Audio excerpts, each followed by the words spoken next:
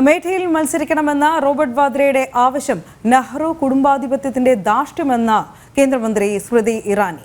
52 വർഷം കൈയടക്കി വെച്ച മണ്ഡലത്തിൽ അടിസ്ഥാന സൗകര്യങ്ങൾ പോലും ഉറപ്പാക്കാൻ നെഹ്റു കുടുംബത്തിന് ആയില്ല. വീണ്ടും ജനങ്ങൾ നെഹ്റു കുടുംബത്തെ ആഗ്രഹിക്കുന്നുവെന്ന് പറയുന്നത് എന്തടിസ്ഥാനത്തിലെന്നും സ്മൃതി ഇറാനി ചോദിച്ചു. ജനം TV ചീഫ് എഡിറ്റർ പ്രദീപ് പിള്ളയ്ക്ക് അനുവദിച്ച പ്രത്യേക അഭിമുഖത്തിലായിരുന്നു കേന്ദ്രമന്ത്രിയുടെ പ്രതികരണം. വിവരങ്ങളുമായി ചീഫ് എഡിറ്റർ പ്രദീപ് പിള്ള ചേരുന്നുണ്ട്. പ്രദീപ്, എന്തൊക്കെയായിരുന്നു കേന്ദ്രമന്ത്രിയുടെ പ്രതികരണങ്ങൾ?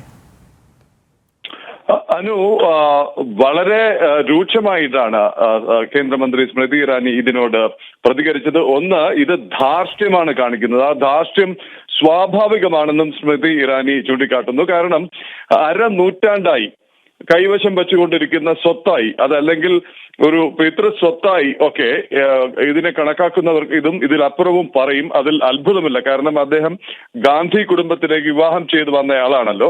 ഗാന്ധി കുടുംബത്തിന് ഈ മണ്ഡലത്തോടുള്ള ഒരു സമീപനമാണ് ഈ പ്രസ്താവനയിലൂടെ, അല്ലെങ്കിൽ അദ്ദേഹത്തിന്റെ അവകാശവാദത്തിലൂടെ നമുക്ക് കാണാൻ കഴിയുന്നത് എന്നാണ് പറഞ്ഞത്. അരനൂറ്റാണ്ട് കൊണ്ട് ആ മണ്ഡലത്തിൽ എന്ത് സംഭവിച്ചു എന്ന് ഇന്ന് ജനങ്ങൾക്കറിയാം.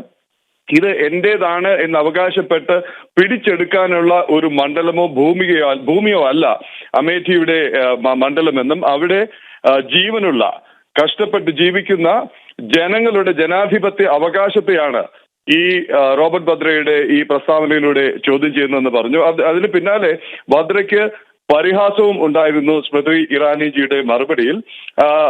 അവർ പറഞ്ഞത്, ഒരു പക്ഷേ ഇനി അവിടേക്ക് റോബർട്ട് വദ്ര വരികയാണെങ്കിൽ അവിടെ പുതിയൊരു പ്രക്ഷോഭത്തിന് തുടക്കമിടേണ്ടി വരും. ജമീൻ ബച്ചാവോ ആന്തോളൻ. കാര്യം അവിടെയുള്ള ആരുടെയൊക്കെ ഭൂമിയാണ് ഇദ്ദേഹത്തിന്റെ നേതൃത്വത്തിൽ പിടിച്ചെടുക്കുക എന്ന്, അല്ലെങ്കിൽ കയ്യേറുക എന്ന് പറയാനാവില്ല എന്നും ശ്രീമതി സ്മൃതി ഇറാനി പറഞ്ഞു വയ്ക്കുന്നു. ഏതായാലും അവർ പറഞ്ഞത് ഈ കുടുംബവാഴ്ചയ്ക്ക് അവസാനമായി എന്നുള്ളത് മനസ്സിലാക്കുക.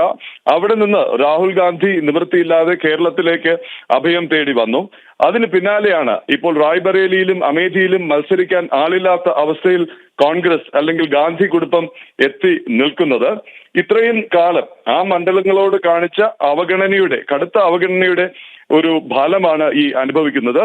ഇപ്പോൾ രാഹുൽ ഗാന്ധി വയനാട്ടിലേക്ക് ചേക്കേറിയതിനു ശേഷം റോബർട്ട് വദ്ര അവിടെ അവകാശം ഉന്നയിക്കുന്നത്, ഒരിക്കൽ കൂടി അരക്കിട്ടുറപ്പിക്കുന്നത് അവിടുത്തെ ഈ കുടുംബത്തിന്റെ കുടുംബവാഴ്ച, അല്ലെങ്കിൽ ഈ പാർട്ടിയുടെ കുടുംബവാഴ്ച എന്നുള്ളൊരു സംസ്കാരത്തെയും അതിന്റെ അനന്തര ഫലത്തെയുമാണ് എന്നാണ് സ്മൃതി ഇറാനി പറയുന്നത്. അനു, ശരി, വ്യക്തമാണ്.